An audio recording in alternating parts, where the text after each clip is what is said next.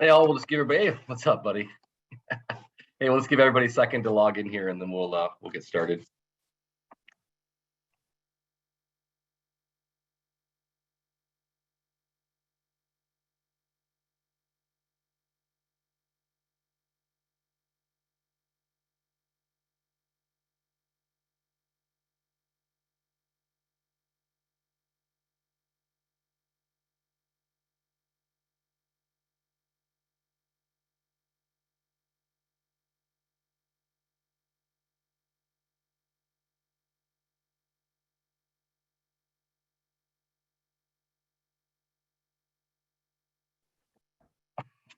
All right, I think we'll get started. 3:31. We are recording this, so if anybody's not able to jump on, we can flip out this link to those who are able to join us today. Just start, if I haven't met you before, my name is Jeff Hoffman. I'm one of the board members with GMBA, and along with Lindsay, provide a little bit of leadership around the House League and Select programs.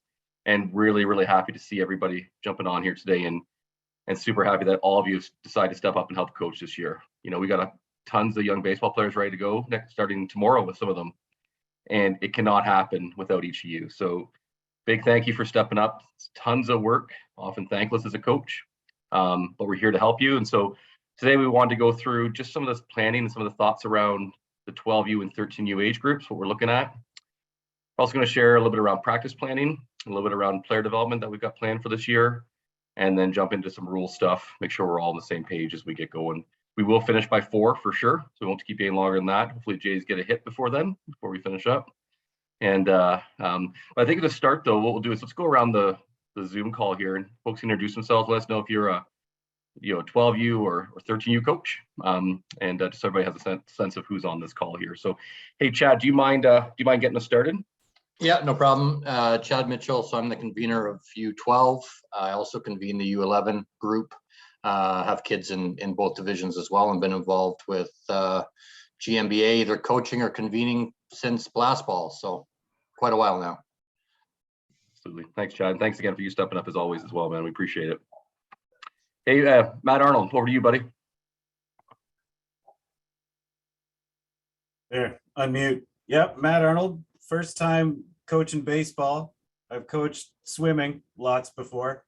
But yeah, I saw that my son's team needed a coach, and the call went out, and I had having some extra time this summer as a high school teacher for the first time who's not working for the last 12 years. I've been doing summer school. So yeah, I'm giving my time to baseball this time around. So thanks for having me. Awesome. Thanks, Matt. Team no better 5, place to give your time, dude. Yeah. Thanks, buddy. Ben, over to you. Hey guys, Ben Libbetter here. I'm co-coaching Team 4 for U12 with my dad, Steven, who's also on the call.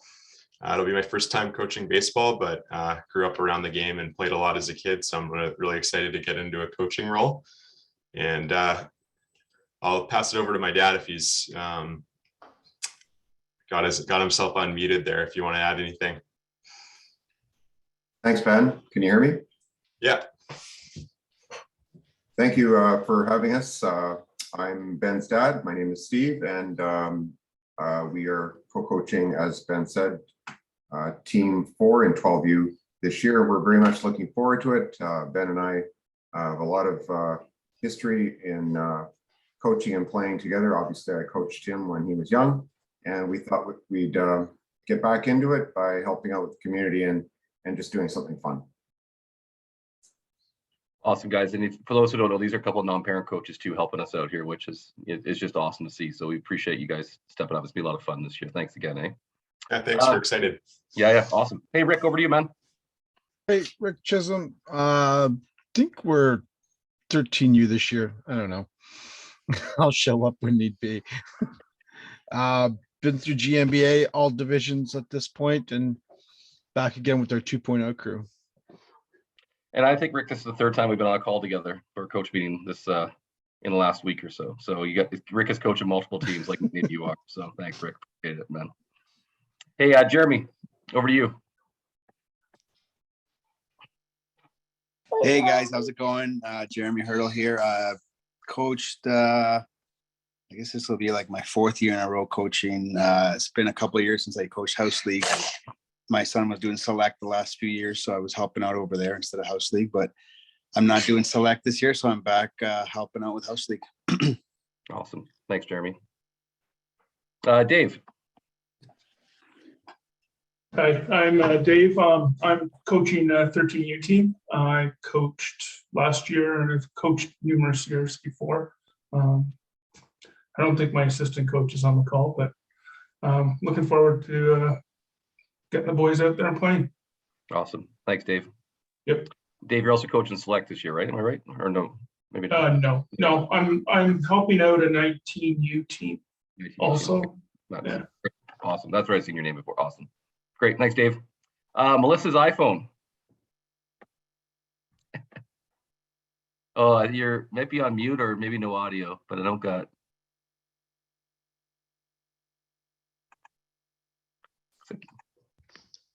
No, I can't hear you. No. It's all right. We'll come back to you. You can throw your info in the chat, and we'll come back to you. Lindsay, I gotta come to you last. But how about P. Wilson? Hi guys, can you hear me? Yep. I'm helping out the U12s assistant coach. Miranda's taking the lead as head coach. So I was assistant coach last year. Been in baseball for a lot of years, since I could walk. Don't want to tell you how old I am. So, and by the way, Bichette got a home run, so the Jays are on the board with a hit. Oh, there you go. Awesome. That's Okay. good. Cool. Thanks. That's all great. Thanks very much. Ryan Player. Sorry, I was muted and talking to myself, but I'm Ryan Player. Think we're team 1, U13. I think that's right. I'm also coaching my younger son too in U10. So it'll be fun, busy summer, I guess. Yeah, totally will be. Yeah, that's awesome, Ryan. Thanks very much, man. Where are we going next here? Miranda just jumped on. I think you're up next, Miranda. We're just doing intros, if you can hear us. Yeah, sorry, I can hear you. I'm just driving. Okay. I am Miranda, coach of U12 Team 2. Awesome. Thanks, Miranda. Come on. And then we got a phone number here. I don't know if you got some audio, but 820-4421 if you want to introduce yourself, if you can.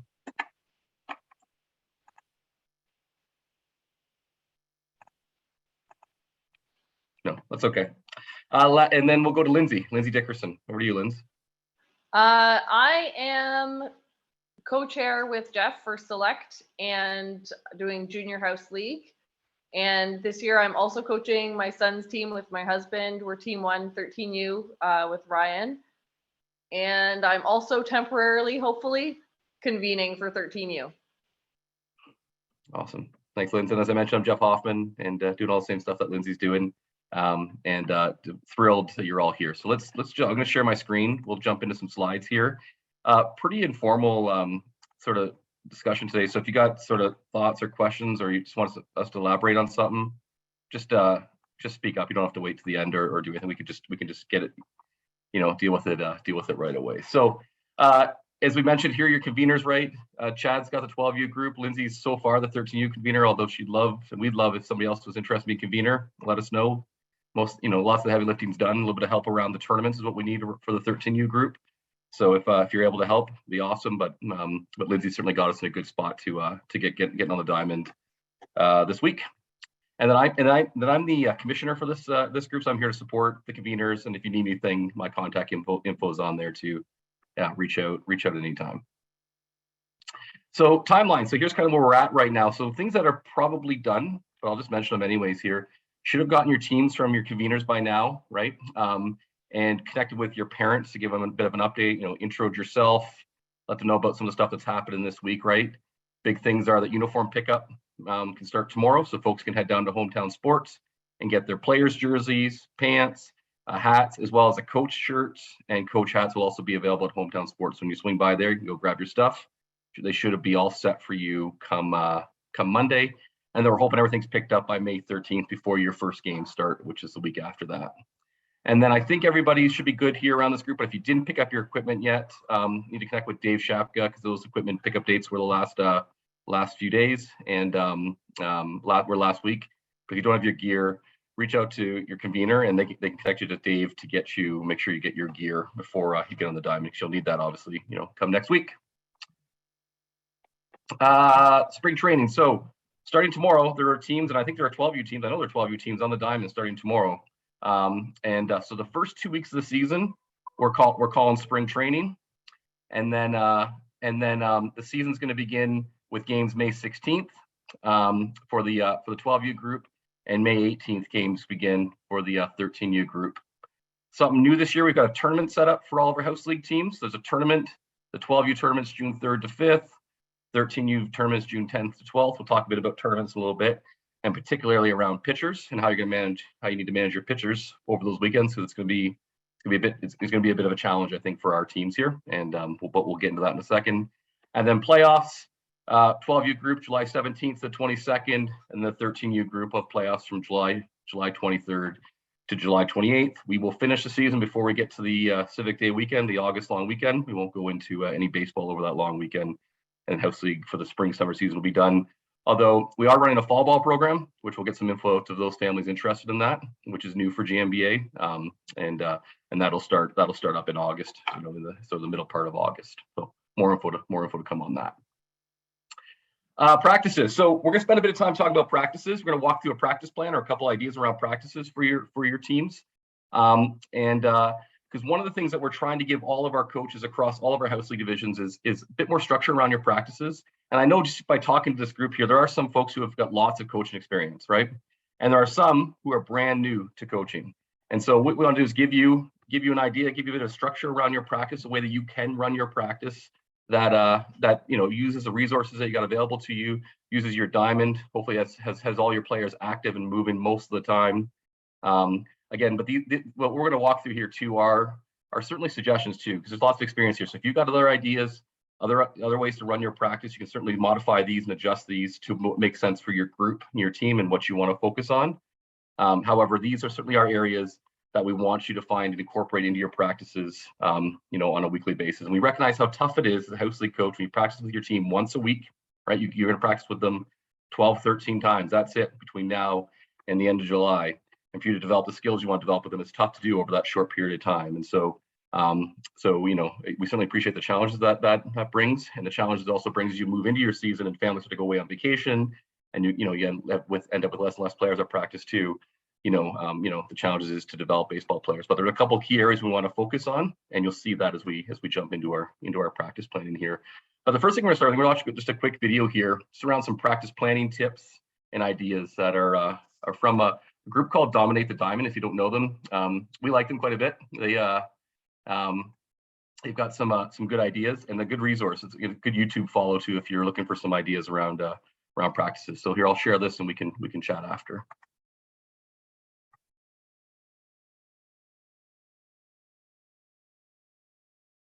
You guys can hear that okay? No, there's no audio. Audio. Okay, thanks. Let me try this again here. Aha, I needed to do a better screen share. Hang on. Let me share a little audio here. Here we go. Okay, let's try this again. The dynamic warm-up. We have a question actually right here from Coach Brandon Brown. He's from the 11U Dinger Nation. Said we're playing in our first tournament. It's gonna be 40 degrees. What's a really good way to get our team warmed up? So I know that we have inside our membership and all of our courses have this dynamic warm-up routine. And this is something that's very basic, very simple. But it's like a jog down, high knee drills, butt kicks, side shuffles, karaokes, Frankenstein, single leg RDLs, some back pedals, some different types of game plans, which get us 5 to 10 minute warm-ups. When you get to the field too, a lot of times there's just one batting cage, or there's just maybe 2 cages, and there's not a lot of space to do hitting. So after you do your dynamic warm-up and you go through that and the kids are sweating, now once you go over to the cage, try your best to not just have one kid hitting at once. And again, it's challenging, but if you can get creative and get a small bow net, get an extra tee, get some smush balls, get some wiffle balls, try to create as many stations as possible so the kids are getting a ton of swings. And it doesn't even really have to be manned by a coach. You can have wiffle balls off a tee, you can have smush ball, home run derby, and then you can have front toss or batting practice in the cage.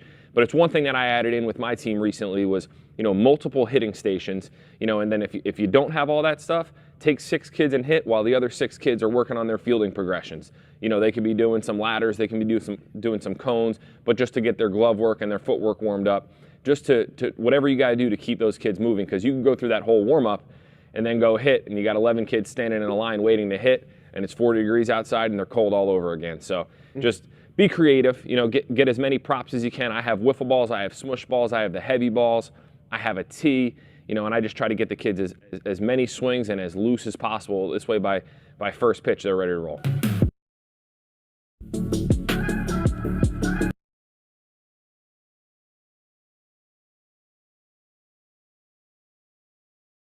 How about I mute it myself? Here we go. So practices. So a couple things. You'll be practicing with another team. So there's 2 teams on a diamond at once for our 13U group. And then the 12U group, because we have 5 teams, some weeks you will practice with another team and some weeks you'll practice on your own. We're going to walk through the 12U schedule in a second here for your coaches, because it's a little bit different because we're running through an odd number of teams. So there will be some weeks you'll practice together, some weeks you'll practice on your own here. Really encourage you to plan in advance, right? And work with that other team's coach so that you guys have a plan together for when you hop on that diamond, right? They talked about that in the video there. Let's begin with a warm-up. There's a warm-up video here that we'll just leave here. You guys are all going to get a copy of these slides here, so you take them. No need to take too many notes down here, and have all the links to all the videos that we're gonna have here in this video here. So get to your practice, you get set up, you get going, start on time, get a good warm-up in, right? And then really good throwing progression, 10, 15 minutes. Across all of our divisions, the skill that we are focusing on the most is our throwing skills, right? And we've seen it ourselves, and we've heard the feedback from you as coaches. We don't have enough pitchers across our house league divisions, right? We absolutely know it, and so we need to develop more pitchers. And the way we develop pitchers is by developing better throwers. And so that's going to be our emphasis, and the emphasis in the practice plans that we're going to walk you through today is around developing better throwers. And so almost half of your practice, your players will be throwing a baseball. That's our goal. And so, from some structured throwing and, with the coach watching every single throw in our warm-ups here to some having a bit of fun as we play some games and can have a little bit of competition and practice around throwing. By the end of the season, if we want to develop better pitchers, we need to start by developing better throwers. The pitching piece will absolutely come. But it's very difficult to teach a baseball player to pitch if they struggle with throwing, right? I think it's pretty obvious. So that's the focus that you'll see as we work through our practice plan here. So speaking of throwing, here's some of the key things we want you to focus on with your players right here at the 12U 13U group. First of all, we're playing catch, and every single throw is done with a 4-seam grip, right? And that should be, if you need to spend the first little bit of your first practice working on teaching players how to pick up a baseball and hold the ball in the 4-seam grip, that's absolute key, right? We want them throwing 4-seam fastballs. We want them throwing a baseball across the diamond as an infielder with a 4-seam grip. We want catchers throwing the ball to second base with a 4-seam grip. We want outfielders throwing the ball in with a 4-seam grip, right?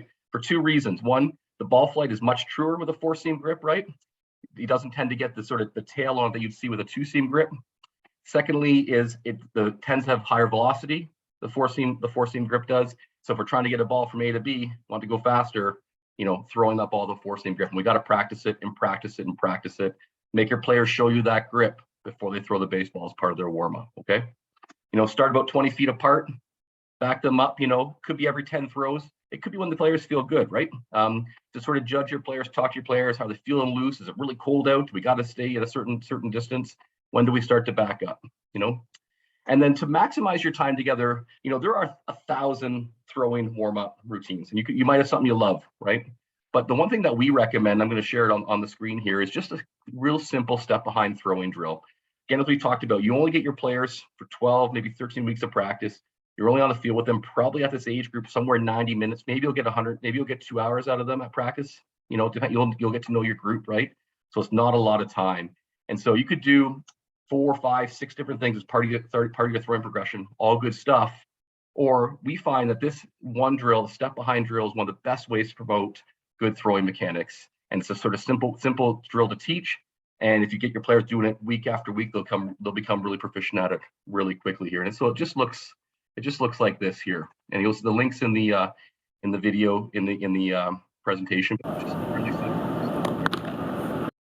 it's just the player stepping behind their ball, behind their foot with their, so if you're right hand thrower, you're stepping behind with your left foot with your right foot, and this is a left hand thrower, he's stepping behind his left foot with his right foot. It does a couple things here.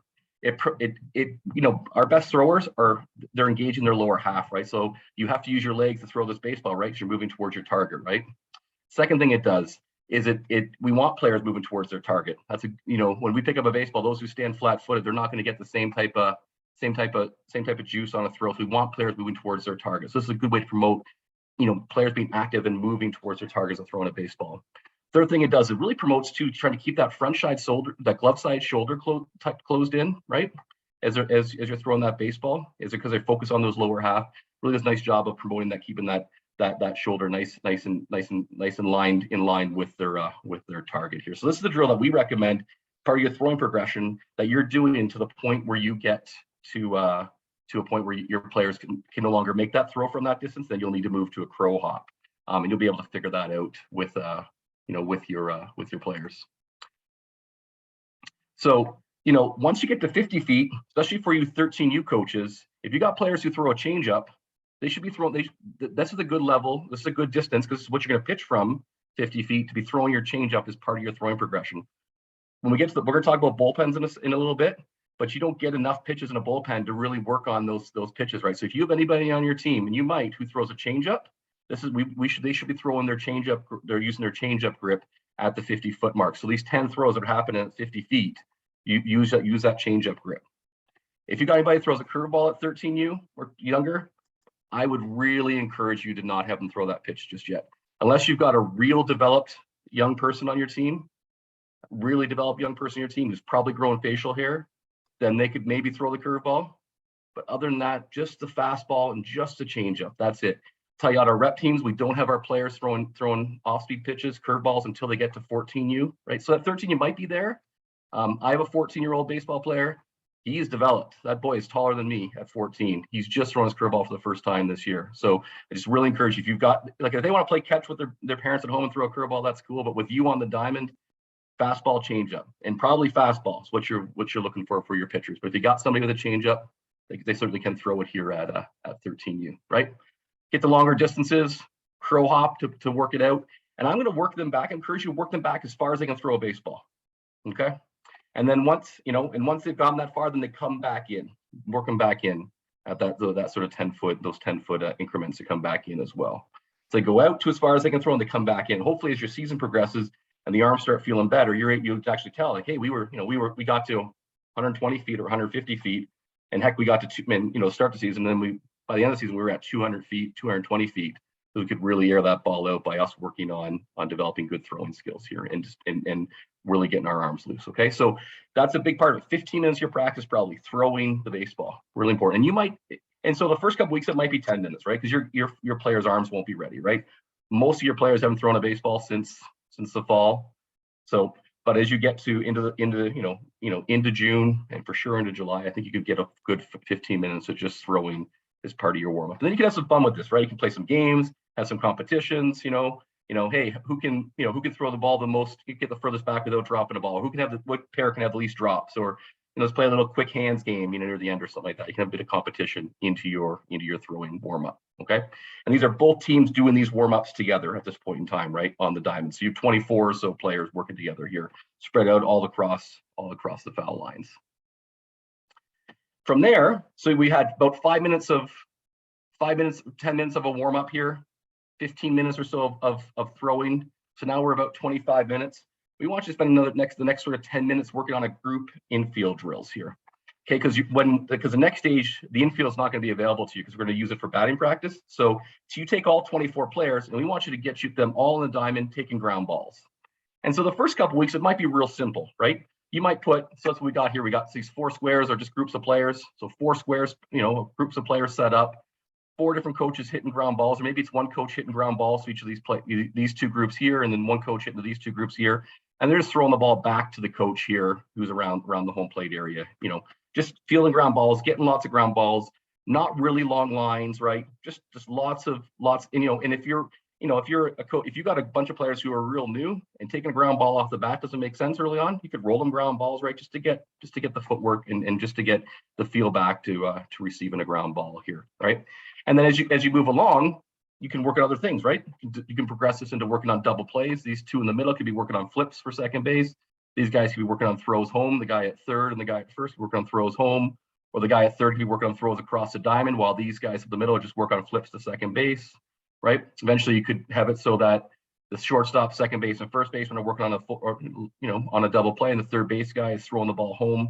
You can really do lots of different structure here to your infield throws here, with multiple coaches hitting baseballs in the infield, using all that space you've got available to you in the infield, and taking full advantage and having kids stay as active as possible in really short lines wherever you can.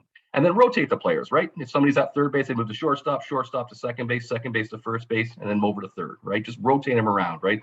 So rec division of baseball, we really want players having the opportunity to play multiple positions here. Like, we want you to compete to win. Don't get me wrong. We are playing sports to win, but it's not at the cost of development for our young baseball players. And so as you put together your plans to figure out how to work all your players in, having them practice at multiple positions is a really great way to develop baseball players. And so, whether you decide to move them every practice or you move them once a practice, you can figure that out with the other coach and how you want to handle that stuff. But full infield is the next thing we'd recommend, because your infield is going to be pretty much off limits to you as you move to the next stage of the practice, which is around utilizing the full field for a BP. So this is the last sort of hour of your practice. So we got the 10 minutes here of your warm up, 15 minutes throw in, 10 minutes of infield work, right? So now we're at 35 minutes or so into your practice, somewhere in that range. So the last hour or so is split into these three groups here. We got a group that's working here from 1 to 5 in the infield space, and we're going to get into these in some detail around batting practice. So there's coach pitch BP, bullpen happening down here. So every pitcher pitching a bullpen. Doesn't matter if it's your 12th pitcher, your 13th pitcher on your team, they're still pitching a bullpen that day, right? You got somebody working on base running here. We got another batting practice section here with a wiffle ball off to the side somewhere. And then we've got a couple players, just a couple shagging balls in the infield, right? We definitely don't want the practice where we've got a coach pitching BP and 9 or 10 players in the outfield here just shagging balls, everybody rotating over to one spot, right? We want kids doing lots of things. And then 6 players you got here in left field who are working on some throwing skills, and 6 players here in right field working on some outfield skills as well. And then they'll rotate around for your practice here. And so we'll dig into these in a little bit more detail here. So lots on the screen here. I hope you can see it okay. First thing here, I won't click on it. There's a good link here. Baseball Ontario's got some good fundamental hitting skills here. If you're looking just to say, okay, give me the basics of hitting again, click on that link. They've got everything from where you stand in the box, where your hands should be, load, stride, swing, all the basics of hitting are all right there, okay? So area 1, which is this spot here, live BP area. Here's what we recommend, okay? You've got 2 players in this area here. 1 player's hitting, 1 player is on deck, and they switch after 8 swings. So you get tired really quickly swinging a bat, right? So 8's a good number. You get 8 swings in, and then they go on deck, and the player who was on deck comes in and gets 8 swings in really quick, right? And here's what you do. You start with 2 bunts. Bunting is a part of the game, skill we don't teach enough. We want you to teach bunting, okay? Get those first 2 pitches up there. We want them to put a bunt down, have them work on bunting there. If you need to practice bunting and you've got players who are really afraid of it, we'll talk about the wiffle ball section in a second. That's a good spot where you can work on fundamentals like that type of thing if you really want to teach somebody how to do that skill and they're afraid of the ball being pitched from a pitcher. Then they get 8 swings, and then they switch with that player on deck, and every player hits twice, okay? So that player hits twice. They each hit twice within that group. It should be, if everybody's ready to go, it should be pretty quick. Practice diamonds. So if you're practicing at Aramasa, there is an L screen there. We'll get the code over to Chad and to Lindsay, so you can get it out to the coaches, so you can pull that L screen out and use that and lock it back up. If you're practicing at Mollison, which I think the team there's a couple. Actually, I think there's some teams that practice at Mollison. and you want a screen, a hitting screen, please let us know. We can get you one from GMBA, a small one that folds into your car that you can use at your practice as well, if that will help you with pitching. One of the things I'll say to you too is it is hard to find a good batting practice pitcher. It's hard. It's a tough skill as a coach. And so if you don't have a coach in your team who can throw good BP, no big deal. Just flip that L screen around and do just some front toss, underhand front toss to that player. You can get close as you need to. You got the L screen to protect you. That underhand front toss is good. Underhand front toss is 1,000 times better than bad coach pitch overhand BP. If you don't have a coach who can throw strikes, go to underhand, flip the L screen around, throw some underhand front toss. Just get your swings in. They want them hit and a moving baseball, and so that is a better option than an overhand poorly pitched coach pitch BP. Okay. And then as through your season, then you can work on some things here. So you can progress to say, hey, you know what? We did this thing for the first few weeks, worked awesome. Now we're going to work on 2 strike hitting. So maybe the second time we run through here, we're gonna all pretend like we got 2 strikes. You got to protect that plate as a hitter, right? You can't let a pitch go by that's right on the, that's a borderline strike. You got to make contact, foul that pitch off, do something, right? You could have live at bats where you got to count, right? Ball 1, strike 2, whatever you want to do. Or you can do player pitch live at bats too. These tend to be, in my opinion, some of the, not the best batting practice sessions when you got a player pitching batting practice, because sometimes there's just not a lot of strikes thrown. Players don't love pitching to their teammates. They really don't. However, what you might want to do is that final practice, each team I think has 4 before you get to your first game. You might want to get your players some experience pitching to live batters before they get to their first game. And so you might say, okay, our BP that session is maybe not going to be as efficient as it normally is, but we're going to use this as a way to help our pitchers as well see some live batters and, rotate guys through quickly, but they all get a batter or so to face before, at that practice, okay? That's area 1, live BP, lots of swings happening, 16 swings at least players are getting during that time at every practice. Position 2 is the bullpen here. So if you're looking for pitching specific, just basics, fundamentals around pitching, Baseball Canada's got some good tools here as well. Use that link there for pitching. But as I mentioned, really having good throwers is the key to us having good pitchers, right? So we want every practice, we want all your players, even the players who don't want to pitch in a game, pitching a bullpen at practice. And so we're recommending a 15-pitch bullpen. Mix in the fastball and changeup. If your players throw a changeup, if they don't worry about it. But if they do, let's throw it. Actually, bullpen's a great time to work on your pitches. And then ask a parent to catch your bullpen, right? None of our teams have thousands of coaches, right? You got a parent hanging around who's, needs something to do, put them in the bullpen to catch some bullpen, throw a catcher's mask on them and put them in the bullpen to help you out there as well. And they can sit on a bucket and catch your bullpen for you. You can also bring your catchers in there if you're looking to get catchers a little bit of work as well, but it may be hard for you to find time to get your catchers, away from their other things they're working on to get them time in the bullpen as well. Okay. Part 3, base running. So take a player and have them work on leadoffs, because there are leadoffs at 12U and 13U, right? How they're going to take their secondary lead, stealing second, stealing third base. They should be working on this, a skill we don't practice enough at practice. And so while you got that infield group, have one of your players working on base running. So taking a lead, working off that pitcher's timing, the coach pitch timing, right? Taking a secondary lead, etc. And then there's some good, if you're looking for just some fundamentals around taking a lead and base running and base stealing, another good link here to Baseball Canada's base running sort of fundamentals here. Area 4 over here, somewhere safe around your diamond, wiffle ball BP, okay? If you have enough coaches, you can have a coach throwing wiffle balls. This could be overhand, it could be underhand. This is an area where you could focus on specific skills and fundamentals. If you've got a player who's really struggling in a certain area and you want to work on something with them, this is a great place to do that. Really don't encourage that in the live BP area. Let's just let them go there and do their best there. But if you got something, if you want them thinking about something, the big thing we see a lot with our rec baseball players is players who are a little bit ball shy and who step into the bucket, right? Stepping, if they're a right-handed batter, towards third base when they swing that bat, or vice versa as a left-handed batter, stepping towards first base when they swing the bat versus stepping back towards your pitcher.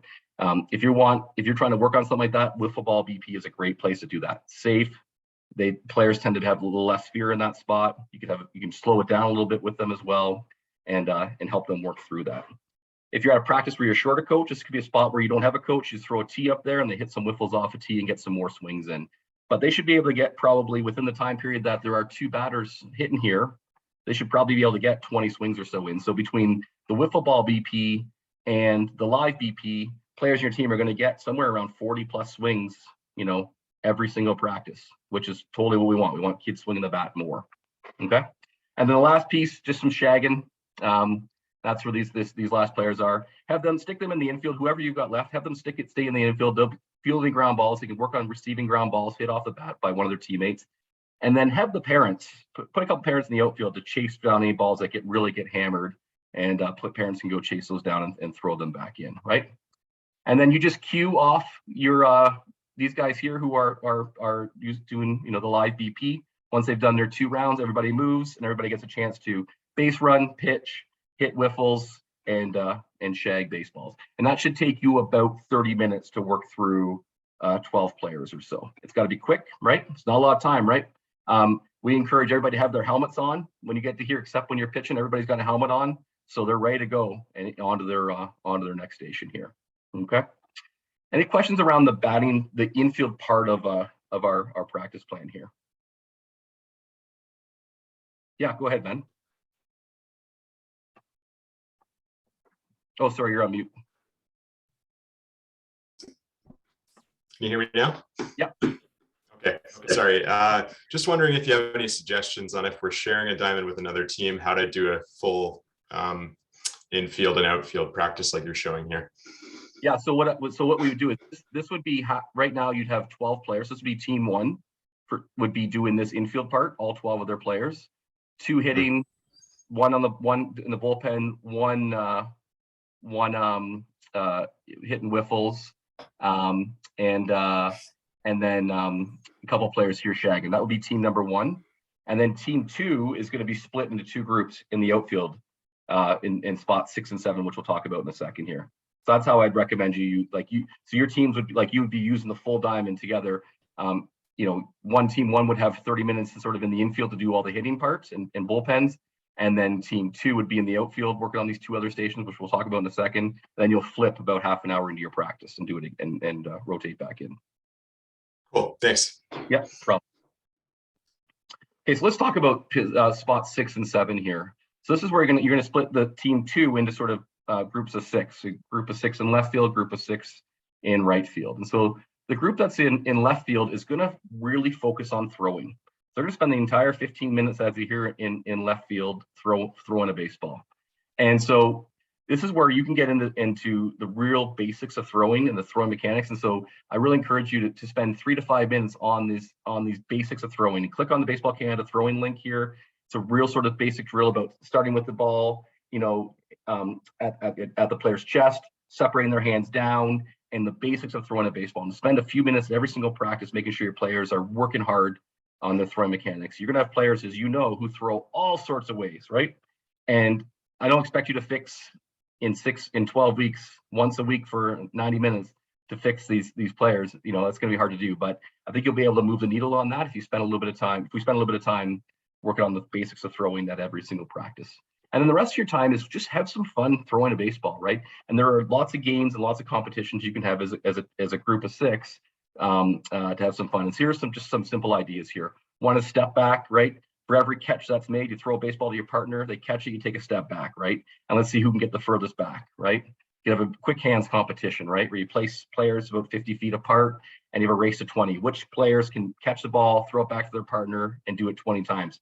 Maybe it's 10 times to start, maybe it's 5 times to start, depending on how skilled your players are, right? And and if they miss the ball, maybe they got to chase it down and run back the line to keep going, right? You could throw a box or a triangle drill if you've got groups of 3 or groups of 4 players, depends on how many show up that day. This is quite simple. Is you just make a box, a square out of players, a rectangle out of players, or a triangle, and have them throw the ball to one direction to the right, and then after 10 or so throws, coach says, hey, let's go left now. They got to switch direction. Then you go right again.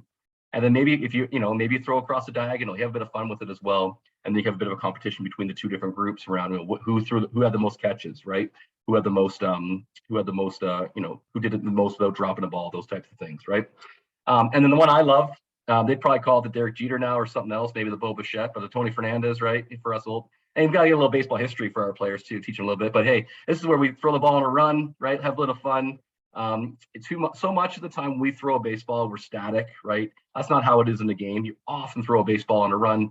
How many times did Bo Bichette today? I already saw him throw a baseball on a run, right? And miss one, made a heck of a play in the hole later on, right? So like, throwing the ball on a run is something we don't do enough of. So have some fun, have your players running around, throwing balls from different arm angles, and make it a bit of a game, bit of a competition. But this practice area 6 for half of one of the teams is focused on throwing for 15 minutes. And you'll probably come up with 100 other ways to have some fun throwing a baseball, but we just throwing will help our pitching at the end of the day.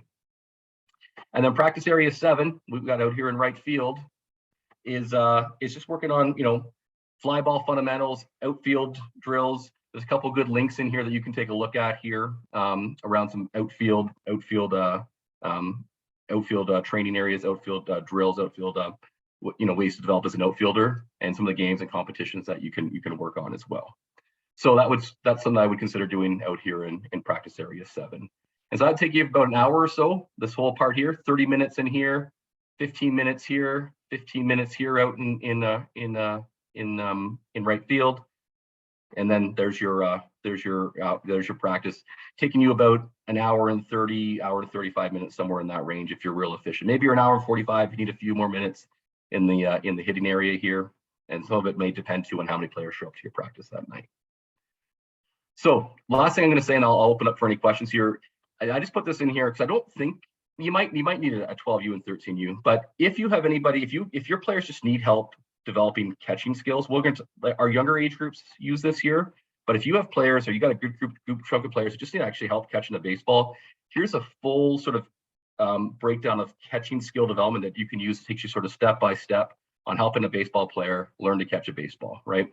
And it's real sort of basic, involves a coach throwing a ball underhand to a player and teach them how to catch the ball above the belt, below the belt, to their glove side, to their backhand, right? Doing those with movement, and you can work your way through this with your players. So I put this in here as a bit of an extra thing for you if you need to work this in for your players as another tool to help you develop the catching skill for your players here. So any questions about this practice schedule, this practice plan here, this idea here? Anything else you want me to expand upon, or any areas that any ideas or suggestions or things that have worked well for this group in the past? Yeah, Jeff, Steve here. Yeah, Steve, go ahead. I'm assuming all of your slides and links to videos are on the GMBA site. They're not, but you'll get this by email from Chad. I'll flip it out to Chad. He'll get out to all you coaches. Great, because I like them a lot. Thanks a lot. You're welcome. Yeah. Awesome. Okay. Let's move on to just one more thing around player development, and then we'll get into the games piece of it as well. The other piece that's going to happen for each of your teams is your teams are going to spend 2 of your practices at PPA Hit House, Peak Performance on Crimea Street. So 2 of your practices throughout the season will be run by Andrew and the instructors at Peak Performance. Your teams will go there. It'll be on your practice night. You'll see it in your schedule. I haven't added it to your schedule. I don't think we haven't added it yet, Lindsay, to the schedules just yet. Sort of finalizing the details around it. But you'll be there twice a week. That's twice in your season. Sorry, it'll be on one of your practice nights. Won't be anything special. The only difference is you won't go to your diamond that week. You'll go to Peak that week for your practice. And Andrew and his team will run your practice for you. And what we're hoping 2 things happen. One is it's a great development opportunity for your players, but also for you as coaches as well, right? And I think you'll find there's a lot of value to that, and some of the stuff that they're doing with your players. You might say, hey, let's get that into our practice plan. Let's incorporate that into our weekly practice plans as well. So probably see one in your schedule for late May, early June, and then one into late June, early July, but you'll be there twice throughout the season. Okay, awesome. Okay, let's talk about games. So I'm going to jump on the GMBA website here, and we can chat about games here. So if you haven't been here, I've been here lots lately. This is the GMBA website here. You can find your schedule here under leagues and then your division. So we'll start with the 12U group here, 12U House League. And then they got the full schedule for every team. And then you've got the team by team schedule here under team schedules, and you can look at the teams. So we'll start with team 1 here, because I want to show something for you 12U coaches here, just to make so 12U coaches, we've got the diamonds booked on Monday nights, Tuesday nights, and Friday nights.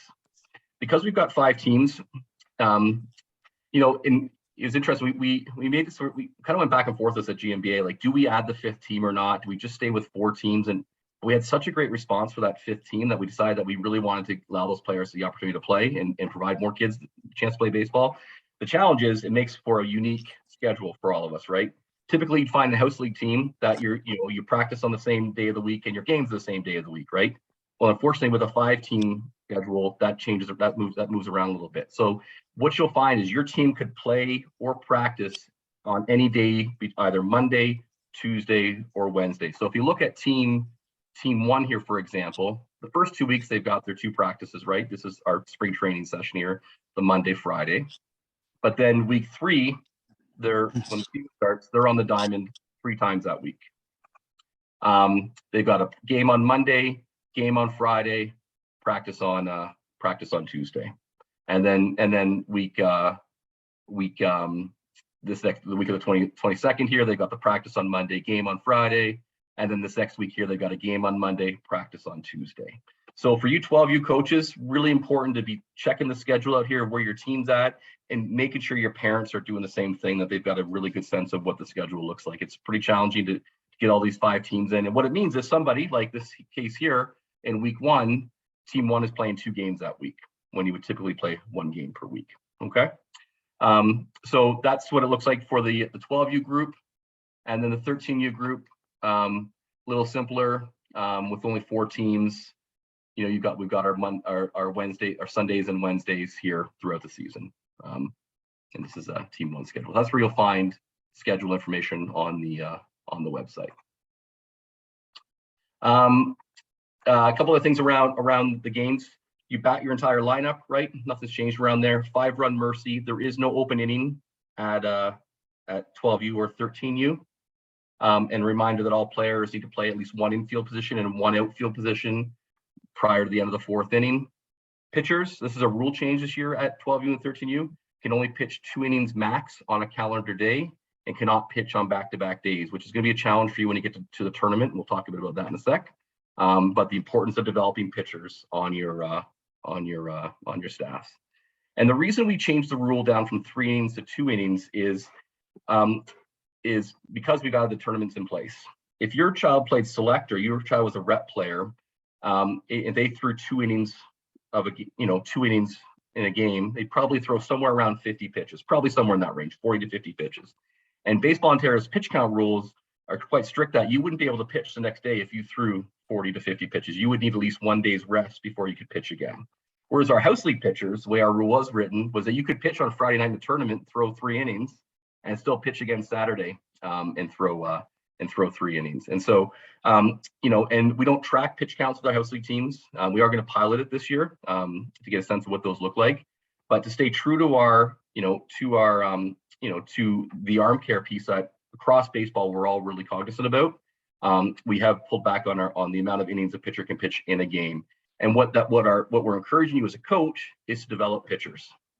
And that means you're going to have, and that's why we want everybody throwing bullpens and really encourage you not just to have those same 3 or 4 pitchers pitch every single game. When you get to your tournament, and we'll just talk about in a second, not going to have anybody to pitch for you in that second game on Saturday. And that may cost you getting to Sunday and playing on Sunday. So pitching is critical to develop, and really encourage you to develop pitchers. Okay. Other rules here: catchers can't catch more than 4 innings in a game, and this is the Baseball Ontario rule. Players cannot pitch and catch in the same game. So if your starting pitcher is your catcher, they can't pitch later that game. Yeah, that's the rule. Yeah, Dave, you got something you want to say there? Yeah. Why is that a rule? We ran into a lot of trouble last year because we didn't have a lot of pitchers. So we had 3 players that were brand new to baseball, and 2 of my pitchers were also catchers. Yeah. So I actually had to only run with 2 catchers per game pretty much all season because of that rule. And then we got to the playoffs, we kind of got screwed at the end because we didn't have enough pitchers really. Yeah. The rule is there, players, so there is a concern around players being injured who are playing while they're fatigued, right? And so one of the risk factors around player arm injuries is players playing when they're fatigued. And so pitching fatigues you significantly. And so if you come to become a catcher after you've pitched for 2 innings or so, you're at an increased risk of hurting yourself as a catcher. That's why that rule is in place. My personal opinion is that we actually should have it the other way as well, because catching is also a position that's extremely tiring, extremely fatiguing for a baseball player. And we shouldn't actually be able to allow our catchers to go and pitch afterwards. And some areas have that rule in place too, where you can't pitch or catch in the same game. And actually, the Baseball Ontario rule is the same day. It's not the same game. It's the same day in Baseball Ontario. So our rep teams and our select teams can't have their pitchers pitch and then catch in the same day. But that's the reason, Dave. There's a number of risk factors around youth baseball arm injuries, and one of them is players throwing lots when they're fatigued. And that's why that rule is in place. And again, we're encouraging you to develop pitchers and encouraging our coaches to develop catchers. And it's not easy to do. I'm not saying it's easy. I'm not. But we're asking you to try to work with your players, work with your teams to develop those skills in those players. But let's take a second to jump on the website. We're going to look at some rules as well. I just want to go through the rules here. Just make Sorry, sure. Jeff, can I just ask for a clarity on that piece? So they cannot pitch and catch in the same game, but they can catch and pitch in the same game? That's right. You got it. That is bonkers. Totally bonkers. I know. Sorry. I'm like, Yep. And we've asked Baseball Ontario that same question, and they don't have a real good answer to it. I think in part, sorry, you can catch first and then pitch later in the game, but you cannot pitch and then move to catcher. You got it. Okay, thanks for the clarification. Yep, no, good. Yeah, that wasn't clear. That wasn't clear last year. They just told us it was both ways. Yeah. Well, and we'll pull up the rule here. We can read it together, and you can make sure we're all on the same page. And this is why we're having this conversation now too, so that we're all really clear. We get into the games here, what to expect. So the 13U pitching rules here, 12 and 13. We're gonna go through some of the rules in a second, but the 12 and 13U pitching rules here is a player's allowed to pitch only 2 innings in a calendar day. These must be consecutive innings, right? For this rule, an inning is considered the delivery of 1 pitch to a batter. Once removed, he or she may not pitch again in the same game. Pitchers cannot pitch on back-to-back days, right? Okay, so that's that rule. And then the catching rules here, players cannot pitch and catch in the same game, right? So they can't pitch and then catch in the same game, but they can catch and pitch. I got a question about the inning rule. Yeah. So if we had more than 1 game in a day, can I not throw a pitcher in for 1 inning the first game and 1 inning the second game? No, that's correct. They have to be consecutive innings. Oh, that sucks. All right. Yeah. So let's walk through the rules here. And the reason why, Dave, is we don't have a sense of pitch counts. We don't know what your pitcher threw in that 1 inning, and if they went over their limits, right, then they wouldn't be eligible to pitch in a second game. So if you're, and so we're trying, we as our house league committee, we talked a lot about could we implement pitch counts at our house league games, and we weren't sure if we could. So we're going to try to pilot this year with a couple divisions, get a sense of what that looks like. But that would require everybody to track pitches, right? Submit the pitch counts in, and for us to really follow the pitch count rules closely. So we'll see if we can get there, because that would be a better way to handle this. But right now it's focused on innings pitched. So rules here. These are on the GMBA website. Let me just show you where to find them here, because I really encourage you to take a read through them if you haven't read them before. They're on the About tab, Rules and Constitution, Rules House League. And here are the House League rules here. So take a read through them. We won't go through everything here because we've only got about 6 minutes left, but I want to highlight a couple key pieces here. First of all, if there's thunder or lightning, 15 minutes before the game or practice, right, seen by the umpire or any coach, game's canceled immediately, okay? Please don't try to force a game in. We will do our very best to reschedule it, and we should be able to reschedule it for you. So don't force that in. If you hear thunder, you see lightning, please shut your game down. So we're not moving on from there. Yeah, Lindsay, go ahead. What time does the city let us know if the diamonds are too wet to play? Because I'm thinking this week we're supposed to get a lot of rain. Yeah, 2 o'clock. Okay. Yeah. Good question. The other piece here I just wanted to share here that's on the main screen, on the sort of main page, your games are 7 innings in length or an hour and 45 minutes. No new inning can start after an hour and 45 minutes. Okay. And then no more than 5 runs can be scored per half inning. And we talked about you got to play the infield and the outfield at least once each before the 4th inning.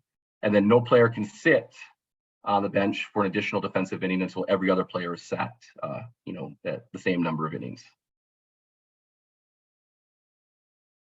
The other piece here, so that's sort of the general rules, and then under the division-specific rules, we've talked about. So we're going to talk about this is the other rule change we've made this year here. Some of the feedback we got last year is so you can lead off at 12U, you can lead off at 13U. And we had some coaches who were really, really competitive, I think in a 12U group last year. And they would have their players take these massive leads at third base. Knowing that the pitcher on the mound probably wouldn't be able to throw the ball at third, he'd probably throw it at a play and that run would score, or wouldn't know what to do properly, or maybe would balk and that run would score. And so we decided to say that and it was taking the competitive spirit away from the game, from what I understand. I wasn't there. This is the feedback we got as a House League committee. That this is a way to sort of sneak in runs. And so what the rule has been changed to is now the base runner is not allowed to steal home base, except on a play that is resulting in an overthrow at third base of a player originally attempting to steal third base, i.e. from second to third base.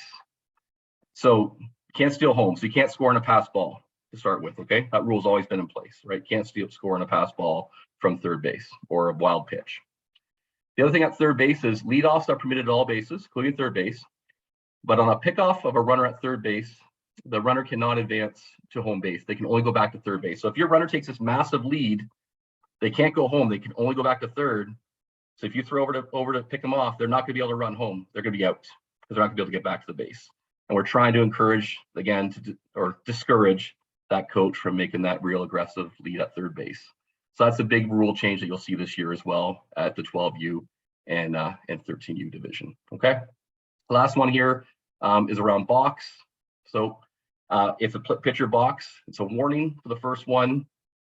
Coach can talk to the pitcher, make sure we're all good to go. Any subsequent box are enforced by the official rules of baseball. Okay. Any other questions around rules? Is the 2-hit batters rule still there? Yeah, what did we do around that one, Dave? I think it would be in the general rules, wouldn't it? Yeah, it was up here. Yeah. 10U to 13U, if a pitcher hits 2 batters in a game, the pitcher is removed from the mound immediately. It cannot pitch again in that game. Yeah, that rule is still there. Okay. What about yeah, go ahead. Quick question. What about overthrows? How do those get handled? Yep, those are by the rules of baseball. Overthrows are by the rules of baseball, with the exception of that pickoff to third base. When you're holding a runner at third, there are no overthrows there. But every other overthrow is by the rules of baseball. What happens if the catcher throws to third? Same thing. Same. He has to stay at third, right? Stay at third. Yeah. Yeah. Okay.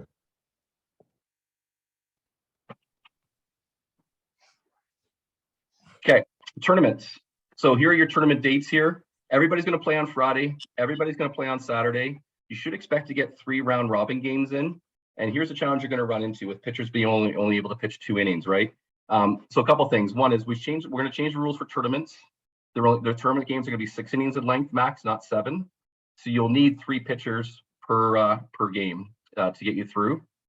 And that'll mean 3 on Friday, 3 on Saturday morning, and 3 on Saturday afternoon, right? So that's 9 pitchers you'll need on your team able to pitch for your tournament games. And then the pitchers on Friday can then pitch on Sunday if your team makes it to Sunday. So again, the emphasis on developing pitchers is really, really critical. Yeah, Miranda. So we have a scheduled House League game Friday, June 3rd. Is that the beginning of the tournament, or is that going to have to be rescheduled? The House League game can get rescheduled. Okay, so that's not the beginning of the tournament. That'll be canceled. That's correct. Okay. Yeah, or moved around. Moved around, yeah. Okay, thanks. Got it. Okay. Playoffs. Here's your playoff schedule. The biggest thing I want to say is 4 of the teams in your division, so 4 of the 5 teams at 12U and 4 of the all 4 teams at 13U will make the semifinals. We want lots of teams playing as much baseball at the end of the season, so 4 teams will make it to the semifinals as we work our way through the playoff schedule. Okay, and then umpires. I think it goes without saying, but I just want to make sure this group was aware of it. We are short umpires at GMBA, like every other sports organization, right? All you sports have a real crisis around umpires, around officials, and us at GMBA, we're no different. We're particularly short umpires at this, umpires that have the experience to umpire at 12U and 13U. So I just wanted to make sure you were aware. You were going to see umpires who probably haven't had enough experience to umpire your games just yet, but we may not have the officials we may not have any other options to get them there. So please, like everything you do by being a coach here, help them out just like you help your players out as well. Provide that same type of leadership you're providing your team to those umpires as well, right? You can certainly go talk to them, ask for an interpretation for a call, right? But let's be respectful to those groups. Many of those umpires who are going to have a little less experience than you're used to seeing at this age group. If you as a coach or any of your players get ejected, it's an automatic 1-game suspension. And if there's more to it, we'll we can, if it goes beyond that, we'll have a conversation with you. And then the last thing I'll say about umpiring is, if you have any concern with the umpires you've seen, maybe just keep it to yourself for that game, and then bring it to Chad, or bring it to Lindsay, or bring it to my attention. Because we can help. We'll work with the umpire assigner, the umpire in chief, to maybe get that umpire some additional supervision, and to get them the help they need, on the field, so that that they're getting the supervision and the training that they need to help them out as well. So if you see something that needs to be addressed, please let your convener know, or let myself know, and we'll take it forward from there.